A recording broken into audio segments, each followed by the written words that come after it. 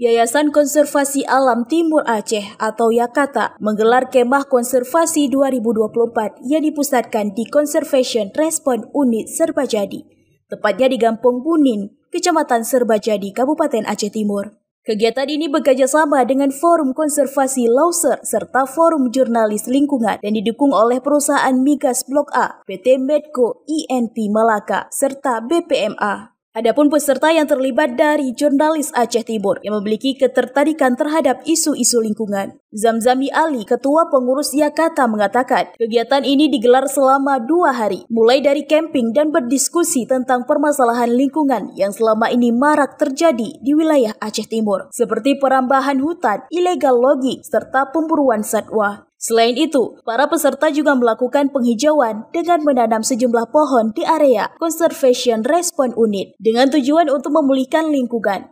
Ini kita melakukan kegiatan Kemah Konservasi 2024 di Seriu Serbajadi, Aceh Timur.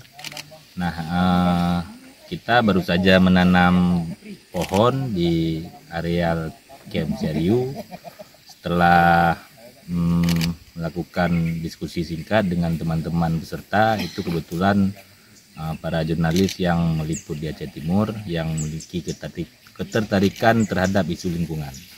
Sementara itu, Maulidi Al-Fatah, salah satu peserta Kemah Konservasi, mengatakan kegiatan ini membuka cakrawala pemikiran terhadap isu lingkungan Aceh Timur. Menurutnya, banyak isu lingkungan yang harus diangkat ke publik agar kesadaran menjaga alam ini terus ada, baik dari masyarakat, pihak perusahaan, maupun pemerintah. Untuk jurnalis sendiri, terutama saya yang bekerja di media, ini dibutuhkan pengetahuan tentang alam.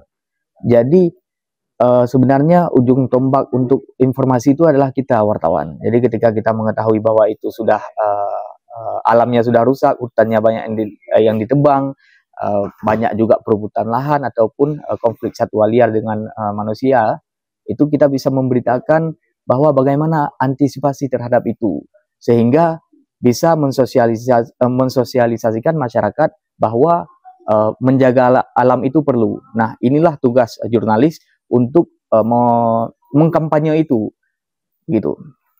Dari Aceh Timur, Romi Syaputra melaporkan untuk Puja TV.